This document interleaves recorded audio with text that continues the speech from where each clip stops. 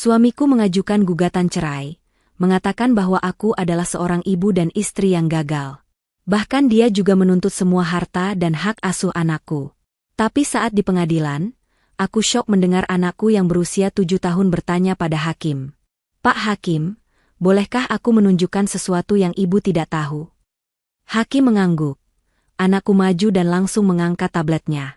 Lalu menekan tombol putar. Saat videonya dimulai, semua orang terdiam membeku, karena sebelum ceritanya dimulai, silahkan tulis di kolom komentar dari daerah mana saja teman-teman yang menonton cerita ini. Jangan lupa like dan subscribe agar channel ini bisa semakin berkembang dan bisa mempersembahkan cerita yang lebih menarik lagi. Pagi itu dimulai seperti pagi-pagi lainnya di rumah mereka. Amelia, dengan hijab bergo sederhananya, sudah sibuk di dapur sejak subuh. Aroma nasi goreng tercium samar, beradu dengan wangi deterjen dari mesin cuci yang berputar di sudut ruang cuci. Amelia bergerak cepat namun hening, nyaris tanpa suara. Dia telah belajar selama bertahun-tahun untuk bergerak seperti bayangan di rumahnya sendiri, sebuah upaya agar tidak mengusik ketenangan Ardan, suaminya. Pukul 6 pagi, Ardan turun dari lantai 2. Dia sudah rapi dengan kemeja kerjanya yang licin. Amelia segera menyajikan kopi hitam panas dan sepiring nasi goreng di meja makan. Ardan duduk, meraih cangkir tanpa memandang Amelia. Kopinya sedikit pahit hari ini, ujar Ardan datar, matanya terpaku pada layar ponsel. Maaf, Mas. Tadi takarannya sepertinya sudah pas, jawab Amelia pelan. Ardan tidak menyahut. Dia hanya menggeser piring nasi gorengnya, memakannya beberapa suap dalam diam. Amelia berdiri canggung di dekat meja, menunggu jika ada perintah lain. Tidak ada. Keheningan di antara mereka begitu pekat, begitu dingin, seolah mampu membekukan uap panas dari kopi di atas meja. Amelia sudah lupa kapan terakhir kali mereka sarapan sambil tertawa. Mungkin 2 atau 3 tahun lalu, sebelum Ardan mulai sering lembur dan perjalanan bisnisnya menjadi semakin panjang. Fania sudah bangun? Tanya Ardan, masih tanpa mengangkat wajahnya. Sudah, Mas. Sedang mandi. Sebentar lagi turun untuk sarapan, kata Amelia. Benar saja. Tak lama kemudian terdengar langkah kaki kecil menuruni tangga. Fania, putri mereka yang berusia 7 tahun, berlari kecil dengan seragam sekolahnya yang rapi. Senyumnya cerah, kontras dengan suasana pagi itu. Ibu, ayah, selamat pagi. Fania mencium pipi Amelia lalu beralih ke Ardan. Ardan akhirnya meletakkan ponselnya, memaksakan seulas senyum tipis untuk putrinya. Pagi, sayang. Habiskan sarapanmu, ayah antar ke sekolah. Asyik. Sama ayah, seru Fania gembira. Amelia menghela napas lega. Setidaknya, di depan Fania, Ardan masih berusaha bersikap hangat. Momen singkat sarapan itu adalah satu-satunya waktu keluarga yang mereka miliki. Setelah Fania selesai, Ardan segera bangkit. Dia mengambil tas kerjanya, mencium kening Fania, dan berjalan ke pintu depan. Seperti biasa, dia melewati Amelia seolah istrinya itu tidak ada di sana. Tidak ada pamit, tidak ada ciuman, bahkan tidak ada lirikan mata. Hanya deru mobilnya yang menjauh, meninggalkan Amelia dalam kesunyian rumah yang besar. Amelia menghabiskan sisa paginya dengan rutinitas. Membersihkan meja makan, mencuci piring, menjemur pakaian, dan merapikan kamar. Semua dilakukannya dengan efisien. Dia selalu berusaha memastikan rumah itu sempurna. Dia berpikir, mungkin jika rumahnya cukup bersih, jika masakannya cukup enak, jika dia cukup diam, Ardan yang dulu akan kembali. Tapi Ardan yang dulu sepertinya sudah lama pergi. Pukul 1 siang, Amelia menjemput Fania dari sekolah. Ini adalah bagian terbaik dari harinya. Mendengar celoteh Fania tentang teman-temannya, tentang pelajaran menggambar, atau tentang bekal makan siangnya. Ibu, tadi Fania dapat bintang 5 dari Bu Guru. Karena Fania bisa menjawab pertanyaan. Fania berceloteh riang sambil menggandeng tangan ibunya. Wah, anak ibu pintar sekali, puji Amelia tulus, mencubit hidung mungil Fania. Mereka tiba di rumah. Saat Amelia sedang membantu Fania melepaskan sepatunya, terdengar suara sepeda motor berhenti di depan gerbang. Seorang kurir berseragam memanggil namanya. Ibu Amelia, ada paket. Amelia mengernyit. Dia tidak memesan apa-apa. Dia berjalan ke gerbang dan menerima sebuah amplop coklat besar dan tebal. Tidak ada nama pengirim, hanya logo sebuah firma hukum di sudut kanan atas. Jantung Amelia mulai berdebar tidak nyaman. Dari siapa, Ibu? Tanya Fania yang menyusul di belakangnya. Tidak tahu, sayang. Mungkin hanya surat biasa. Fania ganti baju dulu, ya, habis itu kita makan siang, kata Amelia, berusaha menjaga suaranya tetap tenang. Setelah Fania berlari kecil menuju kamarnya, Amelia duduk di sofa ruang tamu. Tangannya sedikit gemetar saat merobek amplop itu. Di dalamnya ada setumpuk kertas tebal. Kalimat pertama di halaman paling atas membuat napas Amelia tercekat. Gugatan cerai. Dunia Amelia seakan berhenti berputar. Telinganya berdenging. Dia membaca deretan kata-kata itu berulang kali, berharap matanya salah. Nama pemohon, Ardan. Nama termohon, Amelia. Alasan gugatan, istri telah gagal total dalam menjalankan kewajibannya. Amelia merasa mual. Gagal? Dia mendedikasikan seluruh hidupnya untuk rumah ini. Dia meninggalkan karirnya atas permintaan Ardan. Dia mengurus Fania. Dia memastikan kemeja Ardan licin setiap pagi. Apa maksudnya gagal? Dia terus membaca lembar-lembar berikutnya. Matanya nanar menatap tuntutan yang diajukan Ardan. Tuntutan itu brutal. Ardan tidak hanya meminta cerai. Dia menuntut hak asuh penuh atas Fania, dengan alasan Amelia adalah sosok yang emosionalnya tidak stabil dan tidak becus mendidik anak. Dan yang paling menghancurkan, Ardan menuntut seluruh harta Gonogini, termasuk rumah yang sedang mereka tempati. Alasannya, Amelia tidak berkontribusi apa-apa secara finansial, dan semua aset didapat dari hasil kerja keras Ardan seorang. Amelia terduduk lemas di lantai yang dingin. Kertas-kertas itu berserakan di sekelilingnya. Jadi ini alasan sikap dingin Ardan selama berbulan-bulan. Ini adalah rencana yang sudah disiapkannya diam-diam di belakang punggungnya. Pintu depan terbuka. Ardan pulang lebih cepat dari biasanya. Dia berdiri di ambang pintu, menatap Amelia yang terduduk di lantai, lalu menatap kertas-kertas yang berserakan. Ekspresinya dingin, tanpa rasa bersalah sedikitpun. Mas ini apa maksudnya? Suara Amelia bergetar, air mata mulai menggenang. Ardan melepas sepatunya dengan tenang. Dia melonggarkan dasinya sambil berjalan mendekat. Dia tidak membantah, tidak menjelaskan. Dia hanya membenarkan. Seperti yang kamu baca, katanya dingin. Aku sudah tidak tahan lagi hidup denganmu. Amelia, kamu gagal. Kamu gagal sebagai istri, dan kamu gagal sebagai ibu. Gagal? Pekik Amelia tertahan, tidak percaya dengan apa yang didengarnya. Aku mengurus rumah ini.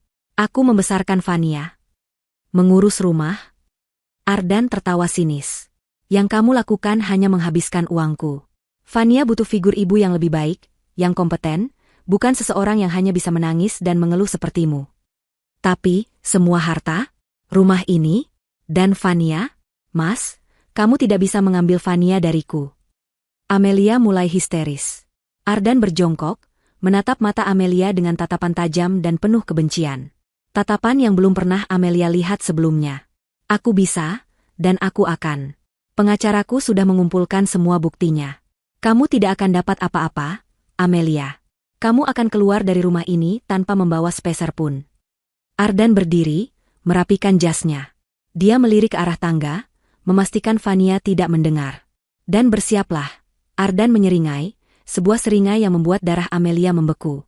Pengacaraku bilang, bahkan putrimu sendiri akan bersaksi di pengadilan betapa tidak becusnya kamu sebagai seorang ibu. Amelia membeku ngeri. Hatinya hancur berkeping-keping. Ardan tidak hanya ingin menceraikannya. Dia ingin menghancurkannya sampai tidak bersisa. Amelia tidak tidur malam itu. Setelah konfrontasi yang brutal, Ardan masuk ke kamar tamu dan menguncinya dari dalam, seolah Amelia adalah ancaman. Amelia menghabiskan malam di kamar Fania, duduk di kursi sebelah tempat tidur putrinya, memandangi wajah damai Fania yang tertidur pulas. Air matanya mengalir tanpa henti. Bagaimana bisa Ardan berkata Fania akan bersaksi melawannya? Fania adalah dunianya. Apa yang sudah Ardan katakan pada putri kecil mereka? Pikiran itu menyiksanya lebih dari tuduhan lain manapun. Pagi harinya, Ardan bersikap seolah tidak terjadi apa-apa. Dia membangunkan Fania, menyiapkan seragamnya, dan mengantarnya sekolah. Dia sama sekali tidak berbicara pada Amelia. Saat Fania bertanya mengapa ibunya terlihat sembab, Ardan menjawab dengan enteng, ibu sedang sedikit tidak enak badan, sayang. Setelah mereka pergi, kepanikan yang sesungguhnya melanda Amelia. Dia harus melawan. Dia tidak mungkin menyerahkan Fania begitu saja. Dia meraih ponselnya, mencari nama-nama pengacara perceraian terkenal di kota itu. Namun, kenyataan pahit segera menamparnya. Pengacara butuh uang. Uang muka. Biaya konsultasi. Amelia sadar dia tidak punya uang sendiri. Selama ini, Ardan memberinya uang bulanan yang sudah dianggarkan pas untuk kebutuhan dapur dan sekolah Vania. Tidak ada sisa untuk ditabung. Satu-satunya harapan adalah rekening bersama mereka, rekening yang dia kira adalah dana darurat keluarga. Dengan tangan gemetar, Amelia membuka aplikasi perbankan di ponselnya. Dia memasukkan kata sandi. Jantungnya berdebar kencang. Saat saldo muncul di layar, Amelia merasa kakinya lemas. 0. Saldo rekening itu 0 rupiah. Tidak mungkin. Seharusnya ada ratusan juta di sana. Amelia menekan tombol refresh berulang kali, berharap itu hanya kesalahan sistem. Tapi angka 0 itu tetap menatapnya. Dia membuka riwayat transaksi. Matanya membelalak ngeri. Sejak 6 bulan lalu, Ardan secara sistematis menarik uang dalam jumlah besar, memindahkannya ke rekening lain yang tidak Amelia kenali. Penarikan terakhir dilakukan 3 hari lalu, menguras habis sisa uang di rekening itu. Ardan telah merencanakan ini. Dia tidak hanya meninggalkannya, dia sengaja membuatnya lumpuh secara finansial agar tidak bisa melawan. Amelia menangis putus asa. Bagaimana dia bisa menyewa pengacara tanpa uang sepeser pun? Dia teringat perhiasan mas kawinnya. Dia berlari ke kamar, membuka kotak perhiasannya. Kosong. Kotak itu kosong. Hanya menyisakan beberapa perhiasan imitasi murah. Ardan bahkan mengambil mas kawinnya. Dalam keputusasaan, Amelia teringat seorang teman lama yang pernah bekerja di lembaga bantuan hukum. Dia menelepon temannya, menceritakan situasinya sambil terisak. Temannya, walau prihatin, tidak bisa berbuat banyak selain memberikan sebuah nama. Namanya Pak Kuncoro, kata temannya. Kantornya kecil di ruko tua, bukan pengacara mahal. Tapi dia jujur dan berdedikasi. Coba temui dia. Jelaskan situasimu. Siapa tahu dia mau membantu.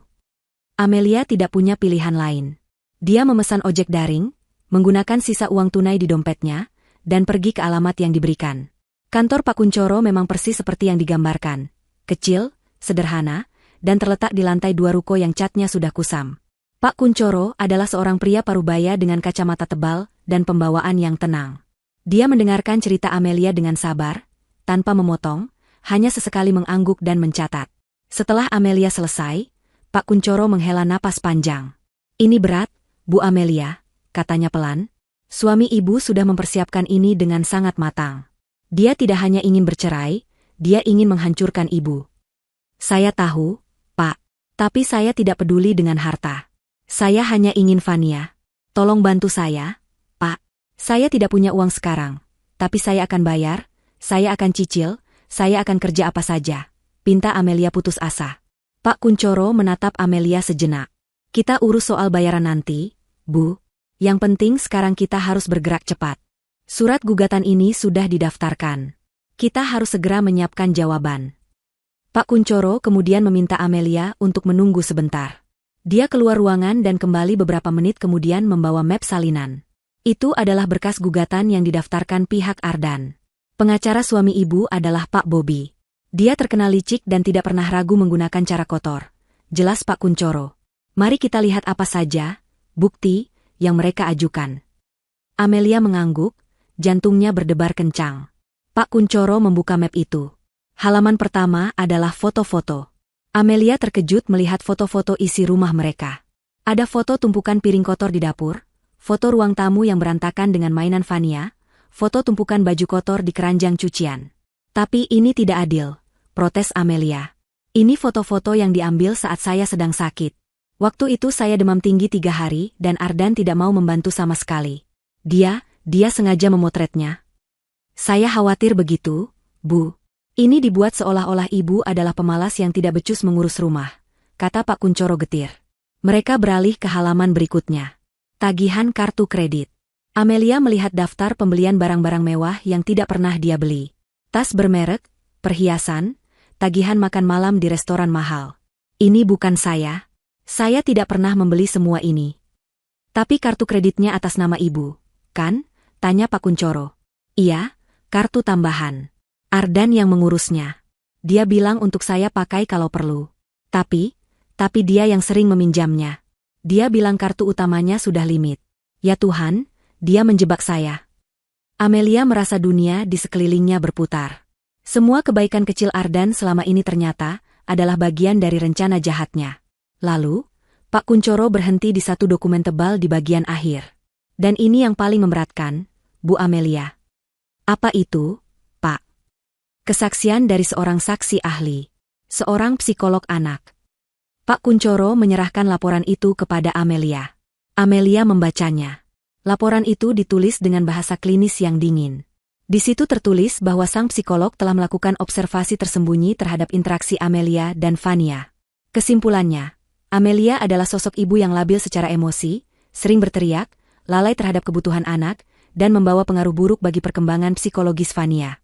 Laporan itu merekomendasikan agar hak asuh penuh diberikan kepada Ardan demi kesehatan mental sang anak. Saya tidak mengerti. Kapan? Kapan observasi ini dilakukan?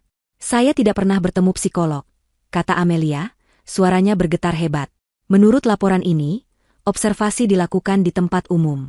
Di taman bermain, di mal, saat ibu menjemput sekolah. Jelas Pak Kuncoro, matanya menatap tajam ke arah Amelia. Tidak mungkin. Vania selalu terlihat senang bersama saya. Ini fitnah. Siapa psikolog ini? Pak Kuncoro membalik ke halaman depan laporan itu. Namanya Tiara. Seorang wanita bernama Tiara, kata Pak Kuncoro. Dia mencantumkan semua kredensialnya di sini. Dia terlihat sangat profesional dan meyakinkan. Pak Kuncoro menatap Amelia dengan serius. Ibu kenal wanita ini, Tiara? Amelia menggelengkan kepalanya dengan panik. Air matanya kembali luruh. Tidak, Pak. Saya tidak kenal. Saya tidak pernah bertemu wanita itu seumur hidup saya. Kenyataan hidup di bawah satu atap dengan pria yang sedang berusaha menghancurkanmu adalah sebuah neraka yang hening. Ardan tidak pindah dari rumah. Dia hanya pindah ke kamar tamu. Rumah yang dulu hangat, kini terasa seperti medan perang yang beku. Setiap sudut rumah menyimpan ranjau emosional. Amelia harus hidup dengan musuhnya, melihatnya setiap pagi, dan berpura-pura semuanya normal di depan Vania. Ardan menjalankan strateginya dengan sempurna. Di depan Vania, dia adalah ayah terbaik di dunia. Dia akan pulang lebih awal, sesuatu yang sudah berbulan-bulan tidak pernah dilakukannya. Dia membawa hadiah-hadiah mahal. Suatu sore, dia pulang membawa kotak besar bergambar seorang putri kartun. Ini tablet baru untuk Vania, seru Ardan, mengangkat Vania ke dalam pelukannya. Tablet yang ini jauh lebih canggih dari yang lama. Kameranya bagus, dan ayah sudah isi banyak sekali permainan. Mata Vania berbinar. Wah, terima kasih, ayah. Amelia, yang sedang melipat pakaian di ruang keluarga, hanya bisa menelan ludah. Hatinya perih. Dia tahu apa yang sedang Ardan lakukan. Ardan sedang membeli kesetiaan putri mereka. Amelia tidak bisa bersaing. Dia tidak punya uang untuk membelikan Vania apa-apa. Lihat, nak, kata Ardan sambil menyalakan tablet baru itu, melirik sinis ke arah Amelia. Nanti kalau Vania ikut ayah, kita bisa beli mainan baru setiap minggu. Tidak seperti ibumu, yang hanya bisa melipat baju. Amelia menghentikan gerakan tangannya. Dadanya sesak. Dia ingin berteriak, ingin memaki Ardan. Tapi dia tidak bisa. Tidak di depan Vania. Jika dia marah, dia hanya akan membuktikan tuduhan Ardan bahwa dia tidak stabil secara emosi. Jadi, Amelia hanya diam, menunduk, dan melanjutkan lipatannya, membiarkan racun kata-kata Ardan meresap ke dalam ruangan. Teror itu berlanjut setiap hari. Ardan secara sistematis meruntuhkan otoritas Amelia sebagai seorang ibu. Saat Amelia memasak makan malam, Ardan akan datang ke dapur, mencicipinya, lalu berkata di depan Vania, supnya sedikit keasinan lagi ya, sayang. Tidak apa-apa, besok kita pesan makanan dari luar saja. Saat Amelia mencoba membantu Vania mengerjakan PR, Ardan akan mengambil alih. Biar ayah saja. Cara ibu mengajarkannya terlalu rumit. Nanti Vania bingung. Amelia merasa dirinya semakin kecil, semakin tidak terlihat di rumahnya sendiri. Dia mulai meragukan dirinya sendiri. Apa benar masakannya tidak enak? Apa benar dia tidak bisa mengajar? Ardan sangat pandai memainkan perannya, membuatnya tampak seperti wanita yang tidak kompeten. Vania, yang terjebak di tengah-tengah, mulai menunjukkan tanda-tanda kebingungan. Dia menyayangi ibunya, itu jelas. Tapi dia juga menyukai semua perhatian dan hadiah dari ayahnya. Kadang, Vania akan memeluk Amelia dengan erat, seolah mencari perlindungan. Namun di waktu lain, dia terlihat canggung, terutama setelah Ardan membisikkan sesuatu padanya. Suatu malam, Amelia tidak bisa tidur. Dia berjalan pelan ke kamar Vania, hanya untuk memastikan putrinya baik-baik saja. Dia membuka pintu sedikit. Vania sudah tertidur pulas. Di meja belajarnya, tergeletak tablet baru pemberian Ardan. Namun, saat Amelia mendekat untuk menyelimuti Vania, dia melihat sesuatu yang aneh. Tangan mungil Vania memeluk erat sesuatu di bawah bantalnya. Bukan boneka beruang kesayangannya. Dengan sangat hati-hati, Amelia mengintip. Jantungnya berdebar. Itu adalah tablet Vania yang lama. Tablet murah yang layarnya sudah retak di beberapa bagian. Tablet yang selalu Amelia larang untuk dimainkan, karena takut pecahan kacanya melukai Vania. Amelia mengernyit. Mengapa Vania masih menyimpan tablet rusak ini? Mengapa dia menyembunyikannya di bawah bantal, sementara tablet baru yang canggih ada di meja? Amelia tidak mengerti. Dia mengira itu hanyalah keterikatan emosional seorang anak pada mainan lamanya.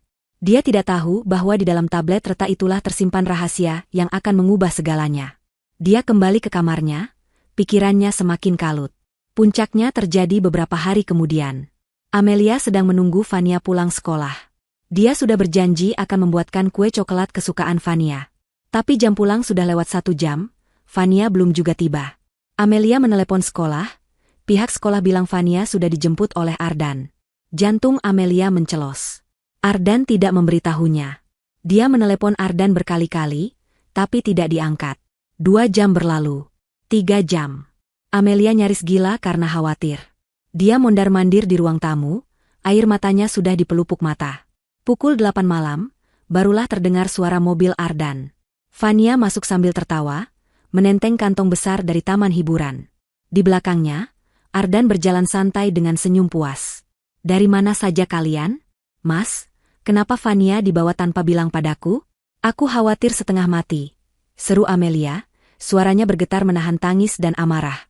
Ayah mengajakku ke dunia fantasi. Ibu, seru sekali, kata Vania riang. Ardan menatap Amelia dengan dingin. Memangnya kenapa? Aku ayahnya. Aku berhak membawa anakku sendiri. Lagi pula, kamu di rumah juga tidak melakukan apa-apa. Tapi kamu harusnya memberitahuku. Untuk apa? Supaya kamu bisa merusak kesenangan kami dengan drama kamu. Saat itulah Amelia menciumnya. Aroma parfum wanita. Aroma yang lembut namun asing, menempel di kemeja Ardan. Ini bukan parfum Amelia. Ini juga bukan aroma yang biasa dipakai Ardan. Mas, kamu. Ardan melihat arah pandangan Amelia. Dia tahu Amelia menciumnya. Dia tidak panik. Dia malah tersenyum. Dia menunggu sampai Vania berlari ke kamarnya untuk menyimpan mainan baru. Saat mereka hanya berdua, Ardan mendekati Amelia. Wajahnya begitu dekat, suaranya berdesis pelan penuh racun. Kamu sudah sadar? Kamu pikir aku tahan hidup dengan wanita membosankan sepertimu selamanya? Kamu tidak ada apa-apanya dibanding dia. Amelia mundur selangkah, napasnya tercekat. Jadi, ada wanita lain. Semua tuduhan ini, hanya untuk menyingkirkannya agar bisa bersama wanita lain. Siapa dia? Bisik Amelia. Bukan urusanmu. Dia wanita yang sukses, pintar, dan tahu cara menyenangkan pria. Tidak sepertimu. Malam itu, Vania datang ke kamar Amelia. Ibu kenapa menangis? Amelia segera menghapus air matanya. Ibu tidak apa-apa, sayang. Ibu hanya sedikit sakit kepala. Vania menatap ibunya dengan pandangan yang sulit diartikan. Ibu, apa benar ibu sakit? Ayah bilang, ibu sering sedih dan marah-marah karena ibu sakit. Ayah bilang, kalau Vania ikut ayah, ibu bisa istirahat dan sembuh. Hati Amelia hancur berkeping-keping. Ardan telah meracuni pikiran putri kecilnya. Ardan memanipulasi Vania, membuatnya percaya bahwa ibunya sakit, dan meninggalkannya adalah sebuah kebaikan. Amelia memeluk Vania erat. Vania, dengar ibu. Ibu tidak sakit. Ibu hanya sangat menyayangi Vania. Ibu tidak akan pernah marah-marah lagi, janji. Tapi kerusakan itu sudah terjadi. Amelia melihat keraguan di mata putrinya. Ardan, yang rupanya berdiri di pintu dan mendengar percakapan itu, hanya menyeringai dari kegelapan. Dia berjalan melewati Amelia yang masih mematung, menepuk bahu istrinya dengan pelan, seolah memberi simpati palsu. Nikmati waktumu, bisik Ardan sinis tepat di telinga Amelia. Sebentar lagi, dia bahkan tidak akan sudi memanggilmu, ibu. Sidang mediasi adalah sebuah lelucon yang kejam. Mereka duduk di ruangan kecil yang pengap. Mediator yang ditunjuk pengadilan berusaha mencari jalan tengah. Pak Kuncoro, pengacara Amelia, memulai dengan suara tenang. Pak Ardan, Ibu Amelia tidak menuntut banyak. Beliau hanya ingin hak asuh Fania, atau setidaknya hak asuh bersama. Mengenai harta, kita bisa bicarakan baik-baik. Sebelum Pak Kuncoro selesai bicara, Pak Bobby, pengacara Ardan yang berpenampilan licin dan mahal, memotongnya dengan cepat. Tidak ada yang perlu dibicarakan, kata Pak Bobby tajam, map di tangannya diketuk-ketuk ke meja. Posisi klien kami jelas. Ibu Amelia adalah pihak yang gagal dalam pernikahan ini. Kegagalan beliau dalam mengurus rumah tangga dan mendidik anak sudah terbukti. Klien kami menuntut hak asuh penuh demi masa depan Fania. Ardan duduk di sebelahnya, memasang wajah datar seolah dia adalah korban. Saya hanya ingin yang terbaik untuk putri saya, katanya dengan nada dibuat-buat sedih. Amelia gemetar. Yang terbaik? Dengan mengambil ibunya dari sisinya? Pak Bobby tertawa kecil. Ibu Amelia, jika ibu bersikeras, kami akan lanjutkan ini ke persidangan. Dan saya jamin, semua bukti yang kami miliki akan mempermalukan ibu. Foto-foto, tagihan kartu kredit, kesaksian ahli.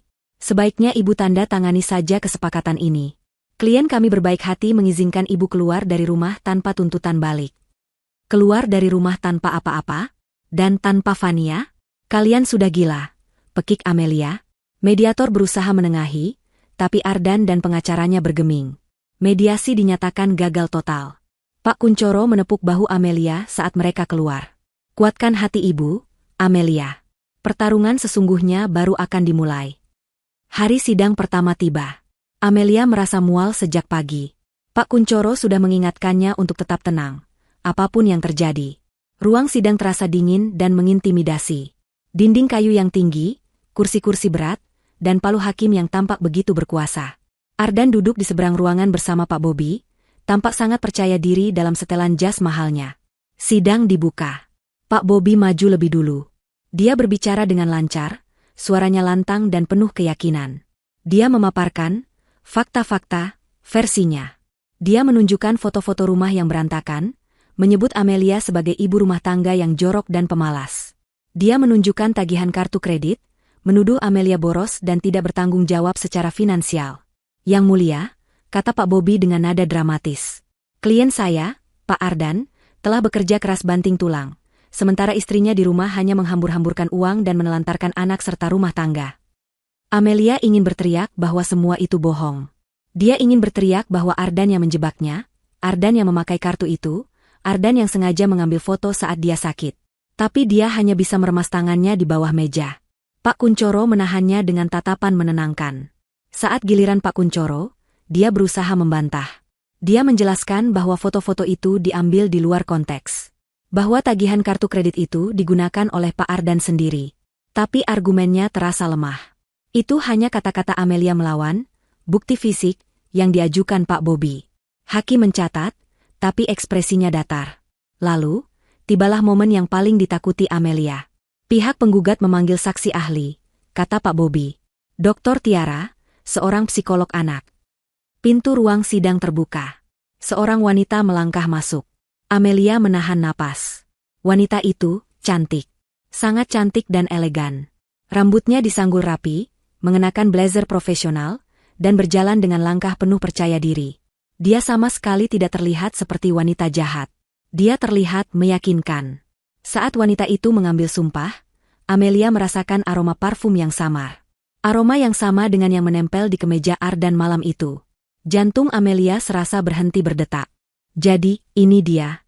Ini wanita itu. Selingkuhan Ardan.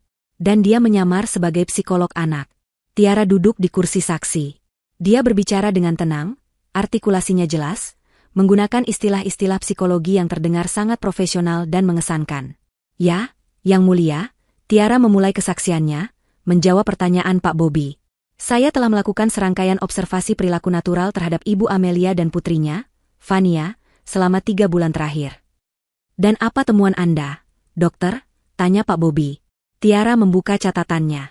Temuan saya sangat mengkhawatirkan. Saya menemukan pola perilaku yang tidak konsisten dan cenderung labil dari Ibu Amelia. Ada indikasi emosional distress yang signifikan. Tiara mulai menjabarkan kebohongannya satu persatu, mengubah fakta menjadi senjata yang mematikan. Observasi pertama, di sebuah pusat perbelanjaan. Ibu Amelia terlihat menarik paksa Fania, berbicara dengan nada tinggi hingga membuat Fania menangis ketakutan di depan umum. Ini menunjukkan kontrol emosi yang rendah. Amelia memejamkan mata. Dia ingat hari itu. Fania hampir berlari ke arah eskalator yang salah, dan Amelia menariknya kembali sambil berteriak kaget. "Fania, hati-hati." Dia tidak marah, dia takut Fania celaka. Tapi Tiara memutarnya menjadi kekerasan verbal. Observasi kedua, di taman bermain, lanjut Tiara. Ibu Amelia terlihat lebih asyik dengan ponselnya, mengabaikan Fania yang bermain sendiri. Saat Fania terjatuh, Ibu Amelia tidak langsung sadar. Ketika sadar, reaksinya berlebihan, cenderung histeris, yang justru membuat Fania semakin trauma dengan jatuhnya. Lagi-lagi kebohongan. Amelia ingat dia sedang membalas pesan Ardan yang menanyakan daftar belanjaan. Fania tersandung, dan Amelia memang kaget. Dia langsung berlari dan memeluk Fania, menenangkannya. Reaksinya adalah reaksi ibu yang khawatir, bukan histeris. "Kesimpulan saya," kata Tiara dengan nada mantap, menatap lurus ke arah hakim. Ibu Amelia tidak memiliki kapasitas emosional yang stabil untuk mengasuh anak usia 7 tahun. Ada indikasi kuat parental alienation syndrome, di mana Ibu Amelia secara tidak sadar memproyeksikan ketidakbahagiaan dan masalah emosionalnya kepada anak. Demi kesehatan mental Fania, saya sangat merekomendasikan agar hak asuh penuh diberikan kepada figur yang lebih stabil, yaitu ayahnya, Pak Ardan. Ruang sidang hening. Kesaksian Tiara begitu kuat, begitu ilmiah, dan begitu menghancurkan. Amelia menangis tanpa suara. "Itu bohong," bisiknya pada Pak Kuncoro. "Semua bohong. Dia selingkuhan Ardan. Dia wanita itu." "Tenang, Bu," balas Pak Kuncoro tegang. "Jangan bereaksi. Itu yang mereka mau." Pak Kuncoro berdiri untuk melakukan pemeriksaan silang. Dia mencoba. "Dokter Tiara, apakah Anda yakin Anda bisa membuat diagnosis seberat itu hanya dari observasi jarak jauh?" Tiara tersenyum tipis. "Justru observasi natural tanpa subjek sadari adalah yang paling akurat, Pak. Tidak ada rekayasa. Ini murni perilaku asli. Anda dibayar oleh Pak Ardan untuk kesaksian ini, bukan?" "Saya dibayar atas jasa profesional saya sebagai ahli, Pak. Bukan untuk kesimpulan saya. Kesimpulan saya objektif berdasarkan data di lapangan," jawab Tiara licin. Pak Kuncoro buntu. Tiara terlalu pandai berkelit. Dia telah menutupi semua celah. Sidang hari itu ditunda. Amelia berjalan keluar ruangan dengan kaki lemas.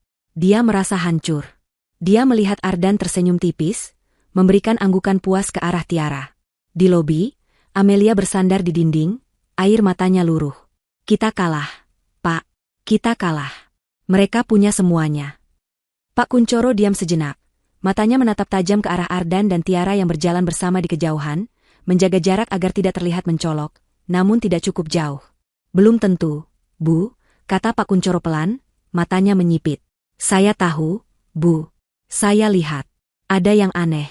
Cara dia menatap suami ibu saat dia pikir tidak ada yang melihat. Itu bukan tatapan seorang psikolog profesional kepada kliennya. Pak Kuncoro menoleh pada Amelia. "Kita harus cari tahu siapa dia sebenarnya." Beberapa hari menjelang sidang lanjutan, Pak Kuncoro memanggil Amelia ke kantornya. Wajahnya tampak lelah, tumpukan berkas di mejanya terlihat lebih tebal dari sebelumnya. "Bu Amelia, saya sudah mencoba melacak latar belakang Dokter Tiara itu," kata Pak Kuncoro, langsung ke intinya. "Hasilnya tidak seperti yang kita harapkan." Jantung Amelia berdebar. "Apa maksudnya, Pak?" "Kredensialnya bersih."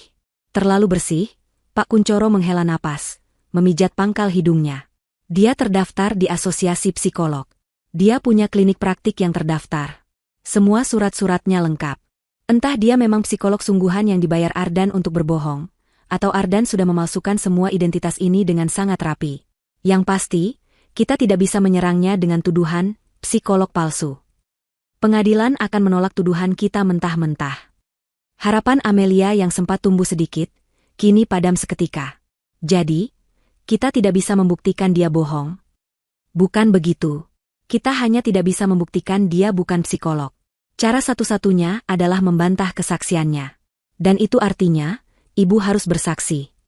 Pak Kuncoro menatap Amelia dengan serius. "Ibu harus menceritakan semuanya dari sudut pandang Ibu. Tentang foto, tentang kartu kredit, tentang perilaku Ardan. Dan yang paling penting, ibu tidak boleh terpancing emosi. Pak Bobby pasti akan memancing ibu. Dia ingin ibu terlihat histeris di depan hakim, persis seperti yang digambarkan Tiara. Amelia mengangguk pelan. Saya mengerti, Pak. Saya akan berusaha. Hari itu tiba. Giliran Amelia yang duduk di kursi saksi. Setelah mengambil sumpah, Pak Kuncoro memulai dengan pertanyaan-pertanyaan lembut, membimbing Amelia menceritakan kehidupannya sebagai ibu rumah tangga. Amelia menjelaskan dengan suara yang berusaha dia jaga agar tetap tenang. Dia menceritakan bagaimana dia meninggalkan pekerjaannya untuk fokus mengurus Fania. Dia menceritakan rutinitas hariannya, dari subuh hingga larut malam. Mengenai foto-foto rumah yang berantakan, Bu Amelia. Bisa ibu jelaskan konteksnya? Tanya Pak Kuncoro. Bisa, Pak. Foto-foto itu diambil Mas Ardan sekitar 2 bulan lalu. Saat itu saya sedang sakit demam tinggi selama 3 hari. Saya nyaris tidak bisa bangun dari tempat tidur. Saya sudah meminta tolong Mas Ardan untuk mengurus rumah, tapi dia bilang dia sibuk kerja. Jadi, rumah memang berantakan. Saya tidak punya tenaga untuk membersihkannya, jelas Amelia. Dan soal tagihan kartu kredit. Itu kartu tambahan atas nama saya, tapi kartunya lebih sering dipegang Mas Ardan. Dia bilang kartu utamanya sering mencapai limit untuk urusan bisnis. Saya percaya padanya. Saya tidak pernah membeli tas-tas mewah atau perhiasan itu. Saya tidak tahu menahu soal tagihan itu sampai saya melihatnya di berkas gugatan. Amelia menceritakan semuanya dengan jujur. Dia bisa melihat beberapa pengunjung sidang mulai berbisik-bisik, beberapa menatapnya dengan iba. Tapi hakim tetap diam, wajahnya datar. Kemudian, giliran Pak Bobby. Pengacara licik itu berdiri, merapikan dasinya, dan berjalan mendekati kursi saksi dengan senyum meremehkan. Ibu Amelia, mulainya dengan nada manis yang dibuat-buat. Jadi, Anda ingin mengatakan bahwa suami Anda, Pak Ardan, yang bekerja keras mencari nafkah, sengaja menjebak Anda? Begitu? Amelia tergagap. Saya tidak bilang. Saya hanya menceritakan apa yang terjadi.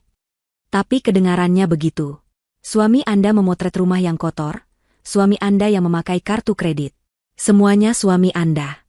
Sepertinya Anda tidak punya kesalahan sama sekali di sini. Anda sempurna, begitu? Tentu saja tidak. Saya tidak sempurna. Tapi saya tidak gagal.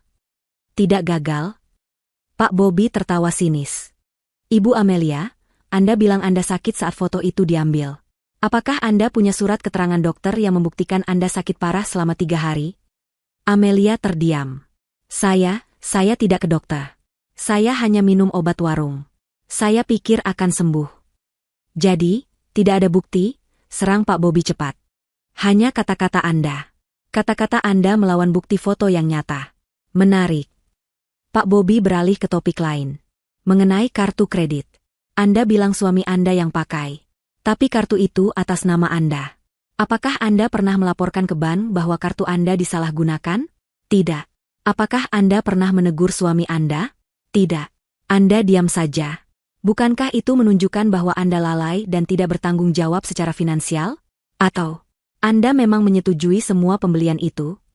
Saya percaya padanya. Dia suami saya. Suara Amelia mulai meninggi. Kepercayaan yang buta, bentak Pak Bobby. Kepercayaan yang membuat keuangan keluarga hancur. Dan sekarang Anda menyalahkan suami Anda.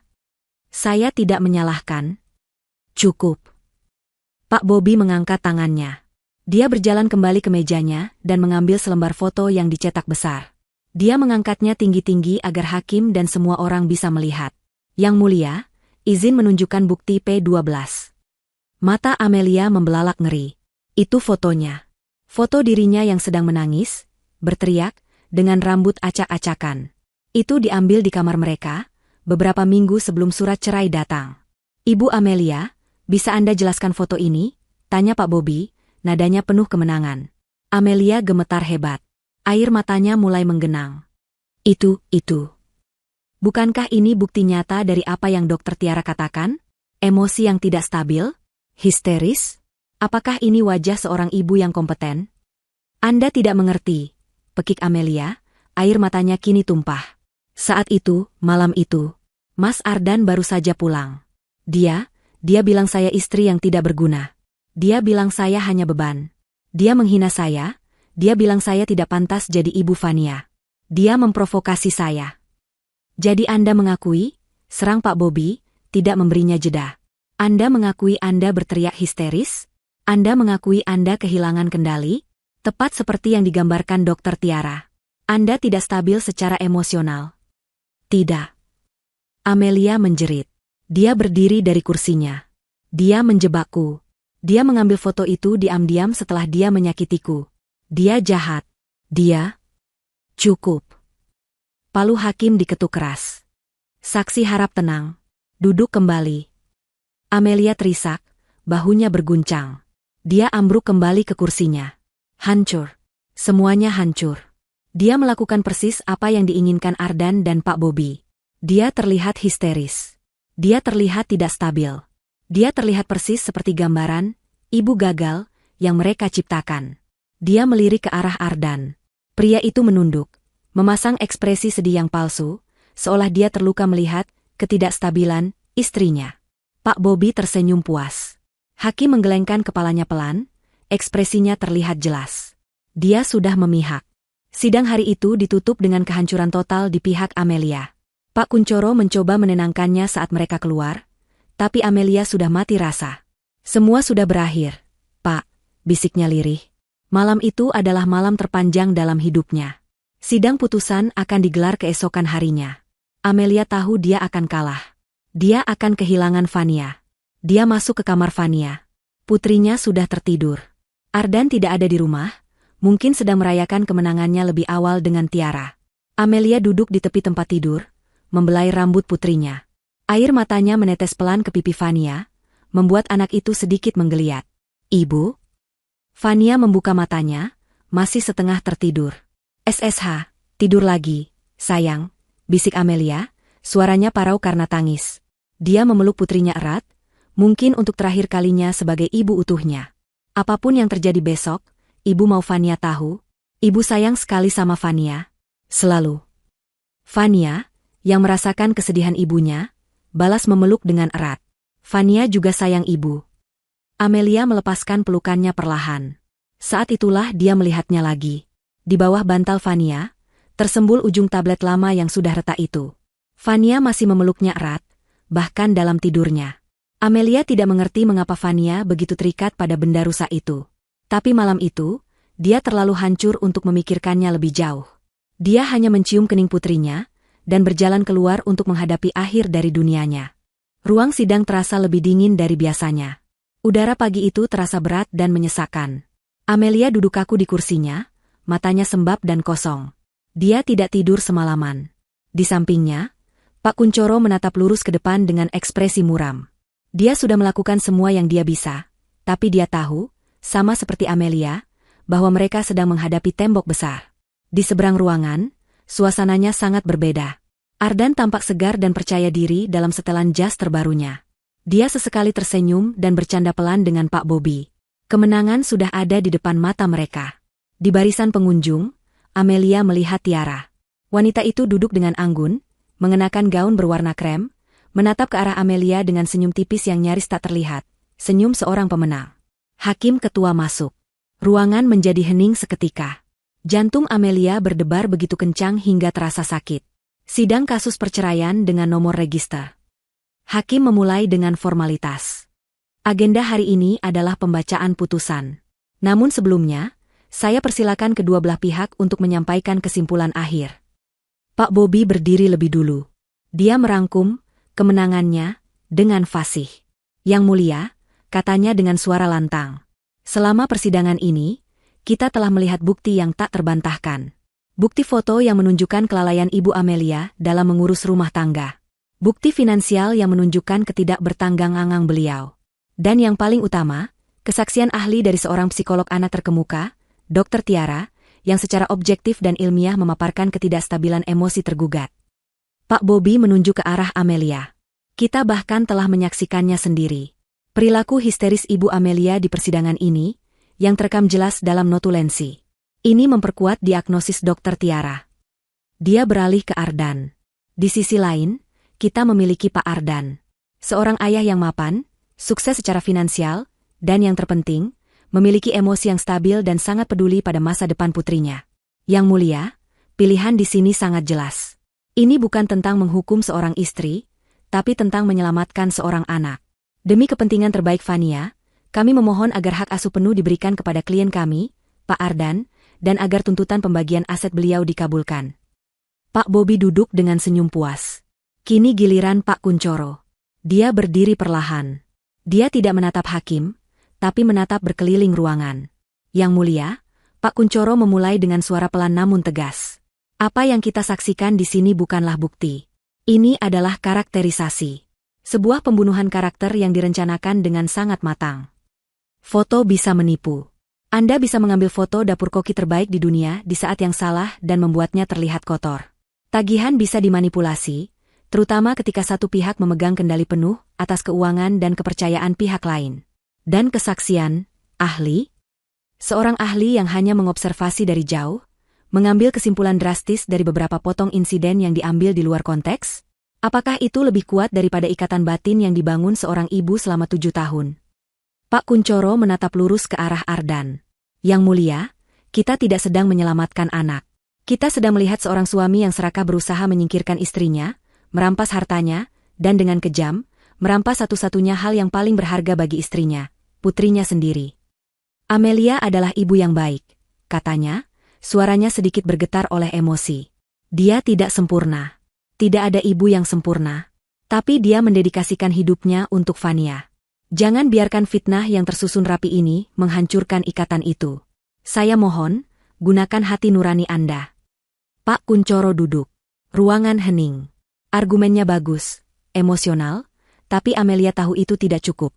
Argumen Pak Kunchoro didasarkan pada keyakinan. Argumen Pak Bobi didasarkan pada bukti, fisik dan kesaksian ahli. Di mata hukum, pemenangnya sudah jelas. Hakim ketua berdeham. Dia memakai kacamatanya dan membuka berkas tebal di depannya. Inilah saatnya. Setelah mempelajari semua berkas, mendengar kesaksian dari kedua belah pihak, dan menimbang semua bukti yang diajukan. Hakim memulai dengan nada datar. Jantung Amelia terasa seperti diremas. Pengadilan mencatat bahwa pihak penggugat, Pak Ardan, telah berhasil menunjukkan bukti-bukti yang signifikan. Lanjut Hakim. Amelia menunduk, memejamkan matanya.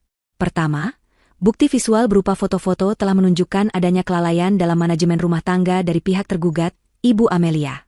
Kedua, bukti finansial menunjukkan adanya ketidakseimbangan pengeluaran yang signifikan dari kartu kredit atas nama tergugat. Setiap kalimat terasa seperti tusukan pisau.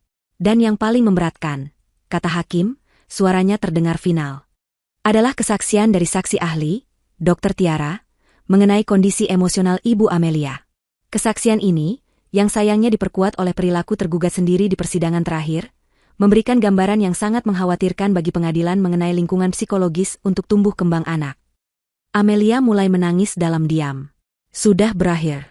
Ardan melirik ke arah Amelia, seulas senyum kemenangan yang tipis dan kejam tersungging di bibirnya. Tiara di belakangnya tampak menegakkan duduknya, siap bertepuk tangan.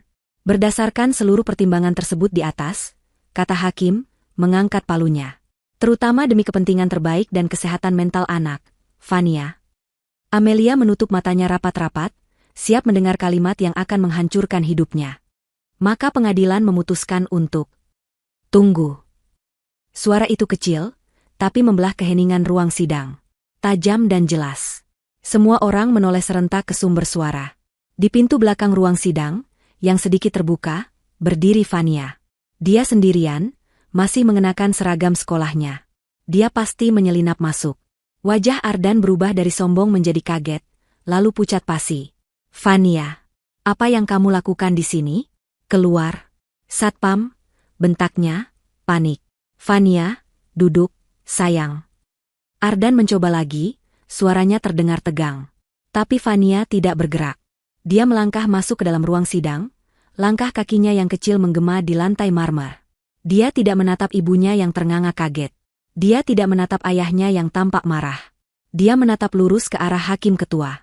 Ruang sidang yang tadinya hening menanti putusan, kini membeku. Suara palu yang siap diketuk tertahan di udara. Mata hakim ketua terbelalak, menatap sosok kecil yang berdiri di ambang pintu. Amelia berbalik. Jantungnya serasa copot dari dadanya. Fania, bisiknya, tidak percaya. Apa yang dilakukan putrinya di sini? Siapa yang membawanya? Reaksi Ardan adalah yang tercepat. Wajahnya yang tadi sombong dan penuh kemenangan, kini berubah pias pasi. Ada kepanikan murni di matanya. Fania, bentaknya, suaranya keras dan tidak lagi berpura-pura tenang. Sedang apa kamu di sini? Keluar. Ini bukan tempat bermain. Satpam. Kenapa anak kecil bisa masuk? Fania tersentak mendengar bentakan ayahnya, tapi dia tidak mundur. Dia malah melangkah maju, masuk lebih jauh ke dalam ruangan. Fania, ayah bilang duduk. Kembali ke belakang. Ardan berteriak lagi, kini setengah berdiri. Pak Bobby, pengacaranya, ikut panik. Dia berdiri dan berseru kepada hakim. Yang mulia, ini tidak prosedural. Sidang ini tertutup. Anak di bawah umur tidak seharusnya ada di sini dan menginterupsi jalannya sidang. Mohon perintahkan petugas untuk membawa anak ini keluar. Amelia masih membeku. Dia bingung. Sebagian hatinya hancur melihat Fania ada di tempat yang mengerikan ini. Sebagian lagi takut. Apa yang akan Fania katakan? Apakah Ardan berhasil meracuni Fania sepenuhnya? Apakah Fania akan mengatakan di depan hakim bahwa dia lebih memilih ayahnya? Pikiran itu membuat Amelia mual. Yang mulia, mohon pertimbangkan. Tiba-tiba suara Pak Kuncoro terdengar, menahan Pak Bobby. Anak ini jelas datang untuk tujuan tertentu. Ini menyangkut masa depannya. Kita tidak bisa mengabaikannya. Hakim mengangkat tangannya, wajahnya serius. Tenang semua, suaranya menggema. Dia menatap tajam ke arah Ardan dan Pak Bobby, membungkam protes mereka. Lalu, matanya beralih ke Fania. Pandangannya melembut. Fania telah berjalan perlahan, langkah kakinya yang kecil terdengar nyaring di lantai marmer yang hening. Dia berhenti di tengah-tengah, di antara meja pengacara kedua sisi. Dia menatap lurus ke arah hakim yang duduk di singgasananya yang tinggi. Pak Hakim, kata Fania, suaranya gemetar, tapi terdengar jelas di seluruh ruangan. Maaf Fania mengganggu. Tidak apa-apa, nak, kata hakim, nadanya lebih kebapakan. Kenapa kamu ada di sini? Siapa yang membawamu? Fania ke sini sendiri. Tadi Fania diantar Budhe, tapi Fania menyelinap masuk. Fania dengar, ayah bilang ibu jahat. Mata Ardan membelalak. Fania, jangan bicara sembarangan. Diam, Pak Ardan, bentak hakim. Biarkan dia bicara. Amelia menutup mulutnya, air mata mulai menggenang. Fania menelan ludah, terlihat mengumpulkan keberanian. Dia menatap lagi ke arah hakim, matanya yang polos dan jernih itu menyorotkan kesungguhan. Ayah bilang ibu jahat. Ayah bilang ibu pemarah. Ayah bilang ibu tidak bisa urus Fania. Lanjutnya, suaranya sedikit bergetar. Amelia memejamkan mata. Inilah akhirnya. Fania akan mengulang semua kebohongan Ardan. Tapi, satu kata itu membuat Amelia membuka matanya. Tapi bolehkah aku menunjukkan sesuatu? Fania menatap hakim dengan tatapan memohon. Sesuatu yang ibu tidak tahu? Kalimat itu menggantung di udara. Sesuatu yang ibu tidak tahu. Amelia mengernyit. Apa maksudnya? Pak Bobby kembali melompat. Yang mulia, ini konyol. Kita tidak bisa menjadikan ini drama anak-anak. Kita harus. Saya putuskan untuk mendengarnya.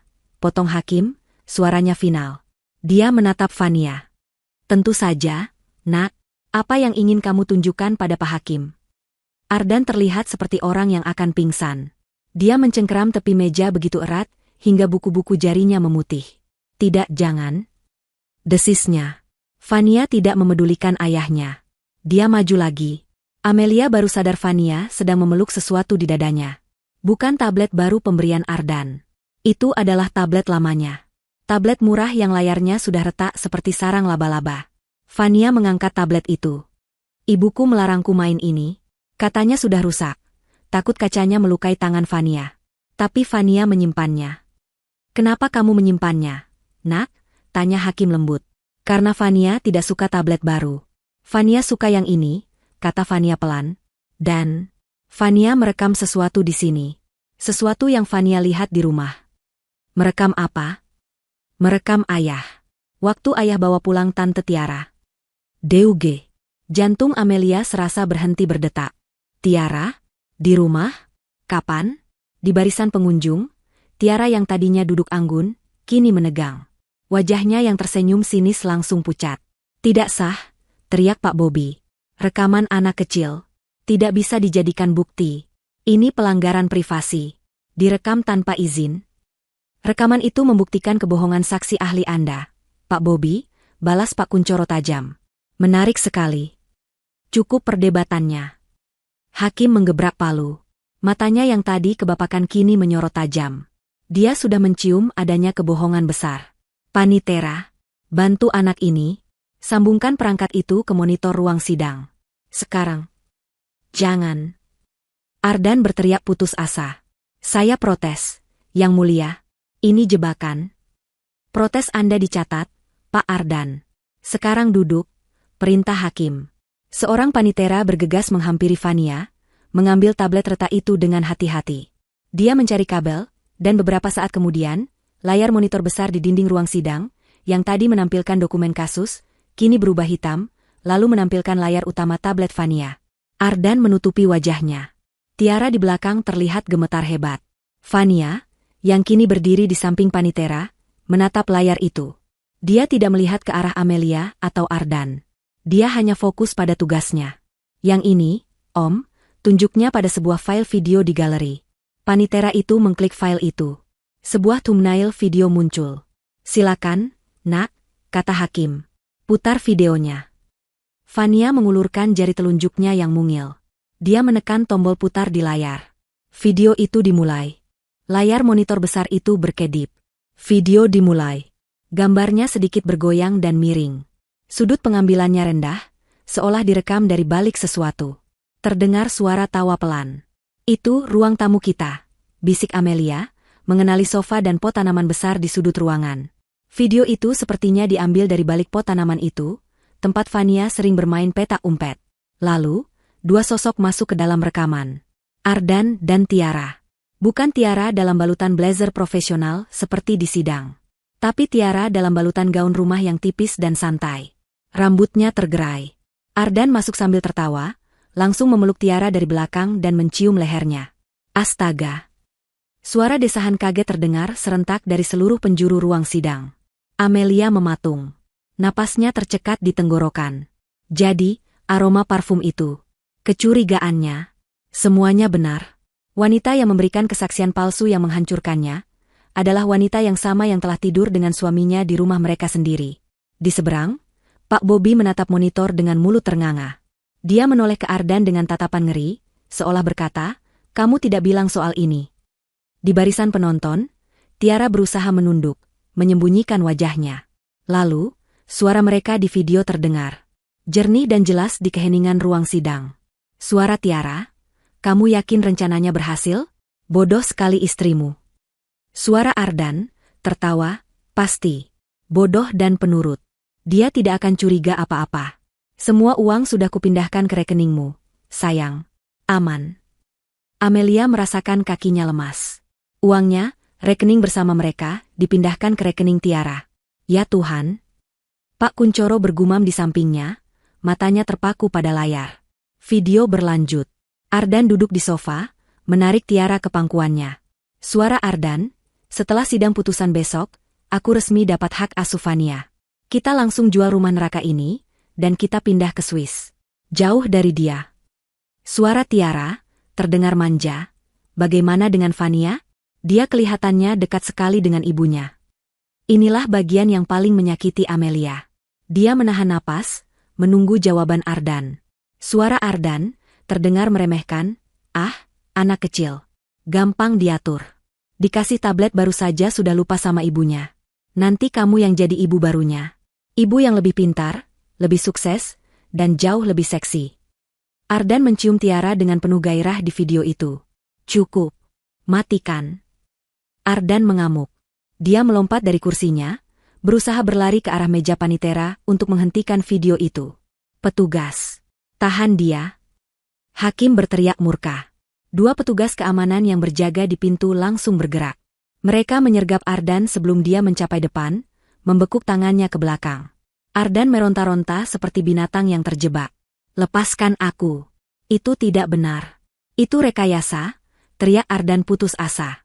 "Diamkan dia," perintah hakim. "Lanjutkan videonya. Saya mau lihat sampai selesai."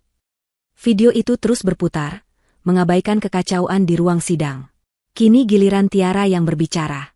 Suara Tiara, aku masih sedikit khawatir.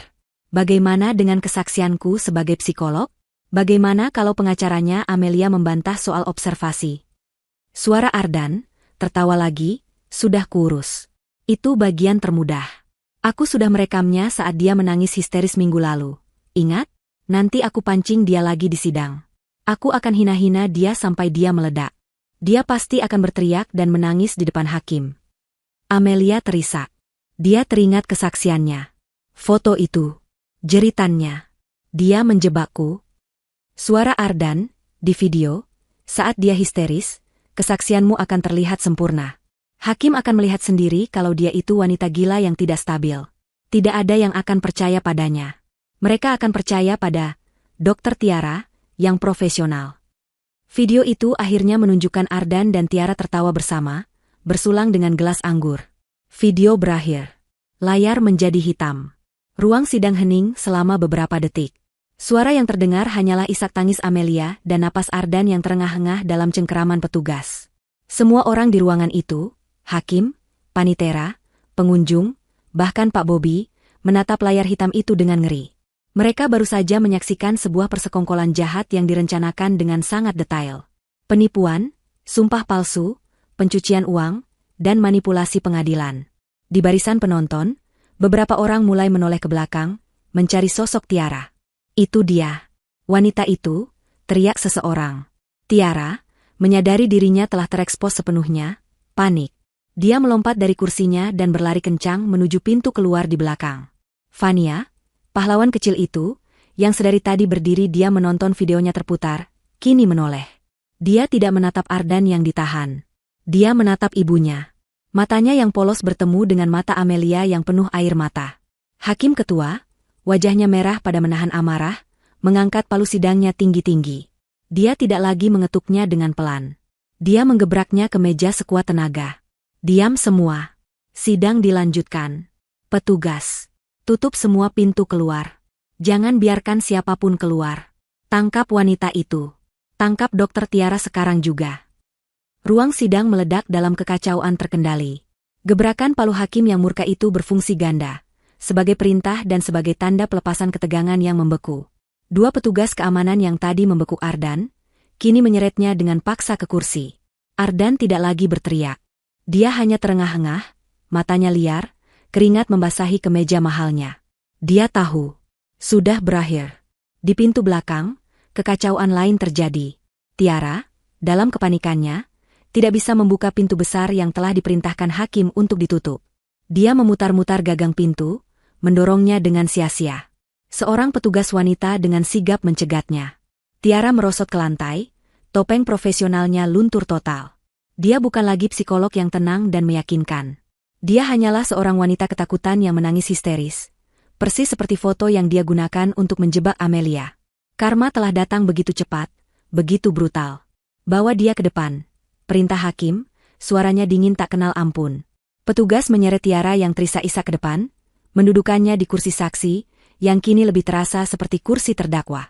Di seberang ruangan, Pak Bobby, pengacara Ardan, tampak seperti patung lilin yang meleleh. Wajahnya pucat, dasinya miring. Dia tidak lagi menatap hakim. Dia menatap tumpukan kertas di depannya seolah mencari jawaban yang tidak ada. Karirnya, reputasinya, hancur dalam sekejap mata oleh video dari tablet retak seorang anak kecil. Dia tahu dia terlibat. Dia mungkin tidak tahu soal perselingkuhan itu, tapi dia tahu soal bukti foto yang direkayasa dan kesaksian yang dipersiapkan untuk menjebak Amelia. Amelia sendiri masih terduduk. Dia menatap pemandangan di depannya seperti sedang menonton film. Isak tangisnya sudah reda, berganti dengan rasa kaget yang keluh. Di sampingnya, Pak Kuncoro menepuk-nepuk punggungnya pelan, tapi matanya menatap hakim dengan tajam, siap untuk serangan terakhir. Fania berdiri diam di samping panitera. Dia adalah pusat ketenangan di tengah badai. Dia hanya menatap ibunya, seolah ingin memastikan ibunya baik-baik saja. Hakim ketua menarik napas panjang, merapikan jubahnya. Dia menatap Ardan, lalu Tiara, lalu Pak Bobby. Saudara Ardan, hakim memulai, suaranya kini tenang, tapi menakutkan. Video itu adalah milik putri Anda. Direkam di rumah Anda. Apakah Anda masih ingin mengatakan itu rekayasa? Ardan mengangkat kepalanya. Wajahnya kosong. Dia menjebak saya. Lirihnya, sebuah upaya terakhir yang menyedihkan. Wanita itu, Tiara, dia yang merencanakan semuanya. Tiara yang mendengar itu langsung menjerit. Pembohong. Kamu yang menyuruhku. Kamu yang bilang akan menikahiku. Kamu yang bilang akan memindahkan semua uangnya ke rekeningku. Aku melakukan semua ini untukmu. Diam. Hakim menggebrak palu lagi. Kalian berdua sama saja. Pengakuan Anda berdua sudah terekam dalam notulensi sidang. Hakim beralih ke Tiara. Saudari Tiara, Anda telah duduk di kursi itu, di bawah sumpah, dan memberikan kesaksian palsu. Anda menggunakan kredensial profesional Anda untuk menghancurkan hidup seorang ibu dan membantu sebuah kejahatan. Anda tidak hanya melanggar kode etik, Anda telah melakukan sumpah palsu di depan pengadilan ini. Hakim kemudian menatap Pak Bobby. Dan Anda, saudara pengacara Bobby, Anda tahu atau patut menduga bahwa bukti-bukti yang Anda ajukan, termasuk kesaksian ini, adalah palsu. Anda memprovokasi saksi di sidang sebelumnya untuk mencocokkan narasi palsu klien Anda. Anda telah mencoreng kehormatan profesi ini. Saya akan memastikan Dewan Etik mencabut izin praktik Anda. Pak Bobby hanya menunduk, tidak sanggup berkata apa-apa. Akhirnya, Hakim menatap Ardan. Tatapannya begitu tajam, seolah bisa menguliti pria itu hidup-hidup. Pak Ardan, Anda masuk ke pengadilan ini, menuntut keadilan. Anda menuduh istri Anda gagal. Anda menuduhnya tidak stabil. Anda menuntut hartanya. Dan yang paling keji, Anda menuntut untuk memisahkan seorang anak dari ibunya. Hakim mengambil berkas gugatan Ardan dan mengangkatnya tinggi-tinggi. Mari kita tinjau kembali gugatan Anda. Pertama, tuduhan istri gagal dan lalai mengurus rumah. Terbukti palsu. Video tadi menunjukkan Anda bersekongkol untuk memfitnahnya. Hakim melempar selembar kertas dari berkas itu ke lantai. Kedua, tuduhan istri tidak bertanggung jawab secara finansial dan boros. Terbukti palsu. Video tadi adalah pengakuan Anda bahwa Anda telah mencuri uang dari rekening bersama dan memindahkannya ke rekening selingkuhan Anda. Ini bukan hanya fitnah, ini pencurian. Dia melempar lembar kertas kedua. Ketiga, tuduhan istri tidak stabil secara emosional, didukung oleh kesaksian ahli palsu. Terbukti sebuah rencana keji. Video tadi adalah bukti Anda bersekongkol untuk memprovokasi istri Anda, merekamnya secara diam-diam, dan menggunakannya untuk menipu pengadilan ini. Dia melempar lembar kertas ketiga. Seluruh gugatan Anda, kata Hakim, suaranya meninggi, adalah tumpukan sampah yang didasari oleh kebohongan, keserakahan, dan perzinahan. Gugatan cerai yang diajukan oleh Pak Ardan ditolak seluruhnya. Palu diketuk dengan keras. Tapi Hakim belum selesai. Dia menatap Pak Kuncoro dan Amelia. Pengadilan tidak akan berhenti di situ. Berdasarkan bukti baru yang tak terbantahkan ini, pengadilan mengambil keputusan demi melindungi korban. 1. Kata Hakim, mengangkat satu jari. Hak asuh penuh atas anak bernama Fania, tanpa syarat, jatuh ke tangan ibunda kandungnya, Ibu Amelia. Amelia terkesiap. Air mata yang kini mengalir adalah air mata kelegaan. Dia menatap Fania. Putrinya tersenyum kecil padanya. 2. Lanjut Hakim. Gugatan cerai dari pihak Pak Ardan ditolak. Namun, pengadilan menawarkan kepada Ibu Amelia untuk mengajukan gugatan balik saat ini juga. Apakah Ibu Amelia ingin bercerai dari suami Anda? Pak Kuncoro berbisik. Bu Amelia, dengan suara gemetar namun kuat, menatap lurus ke arah Ardan yang kini menunduk kalah. Ya, Yang Mulia. Saya minta cerai. Saat ini juga. Baik, seru Hakim. Gugatan cerai dikabulkan atas nama Ibu Amelia, dengan alasan perzinahan dan penipuan yang dilakukan suami. Hak asuh anak penuh kepada Ibu Amelia. 3. Hakim kini berdiri. Seluruh aset atas nama Ardan dan Tiara akan dibekukan saat ini juga. Pengadilan memerintahkan penyelidikan penuh untuk melacak semua dana yang dicuri dari Ibu Amelia. Rumah yang saat ini ditempati dinyatakan sebagai hak penuh Ibu Amelia dan Fania. Dan 4. Suara Hakim kini bergema di seluruh ruangan. Berdasarkan bukti video dan pengakuan di ruang sidang ini, saya perintahkan penahanan segera terhadap Saudara Ardan dan Saudari Tiara atas berbagai tindak pidana. Persekongkolan untuk melakukan penipuan, sumpah palsu di bawah sumpah, pencurian dalam rumah tangga, dan pemalsuan bukti di pengadilan. Petugas, bawa mereka. Petugas keamanan segera memborgol Ardan. Pria yang pagi tadi masuk dengan angkuh, kini diseret keluar dengan kepala tertunduk. Dia melewati Amelia. Dia tidak berani menatap mata istrinya. Tiara juga diborgol. Tangisannya sudah kering, menyisakan wajah sembab yang kotor. Dia diseret keluar, karir dan kebebasannya lenyap. Amelia masih duduk, gemetar. Pak Kuncoro tersenyum lebar. Kita menang, Bu. Kita menang. Amelia tidak bisa berkata-kata. Dia hanya berdiri, berjalan pelan ke tengah ruangan. Fania berlari menyambutnya. Amelia berlutut dan memeluk putrinya erat-erat, seolah memeluk penyelamatnya. Dia menangis di bahu kecil itu. Bukan tangis kesedihan, tapi tangis seorang ibu yang diselamatkan oleh pahlawan kecilnya. Dampak dari persidangan hari itu menyebar seperti api. Kasus tablet retak menjadi berita utama di mana-mana. Kisah seorang suami serakah, seorang psikolog palsu, dan seorang pahlawan cilik berusia 7 tahun mendominasi berita lokal selama berminggu-minggu. Bagi Amelia dan Fania, beberapa minggu pertama terasa kabur. Pak Kuncoro mengurus segalanya. Sesuai perintah hakim, semua aset Ardan dan Tiara dibekukan. Penyelidikan membuktikan bahwa Ardan telah memindahkan hampir 1 miliar rupiah ke rekening Tiara selama setahun terakhir. Uang itu berhasil disita seluruhnya dan dikembalikan ke rekening baru atas nama Amelia. Rumah besar yang dingin itu kini resmi menjadi milik Amelia. Tapi Amelia tidak bisa tinggal di sana lagi. Terlalu banyak kenangan buruk. Terlalu banyak bayangan Ardan dan Tiara di setiap sudutnya. Atas persetujuan Pak Kuncoro, Amelia menjual rumah itu. Hasil penjualannya lebih dari cukup untuk memulai hidup baru. Hukuman untuk para antagonis dijatuhkan dengan cepat dan berat, mengingat bukti yang sangat kuat. Ardan dijatuhi hukuman penjara 12 tahun atas penipuan, pencurian, dan sumpah palsu. Tiara, yang terbukti kredensial psikolognya asli namun disalahgunakan secara kriminal, dijatuhi hukuman 8 tahun dan izin praktiknya dicabut seumur hidup. Pak Bobby, sang pengacara licik, langsung diskors oleh Dewan Etik dan menghadapi tuntutan pidana karena ikut serta dalam persekongkolan. Karma telah dibayar lunas. 3 bulan setelah hari penghakiman itu, suara tawa anak-anak terdengar di sebuah taman kecil yang asri. Amelia, kini tanpa beban di wajahnya, tersenyum melihat Fania bermain ayunan. Mereka telah pindah.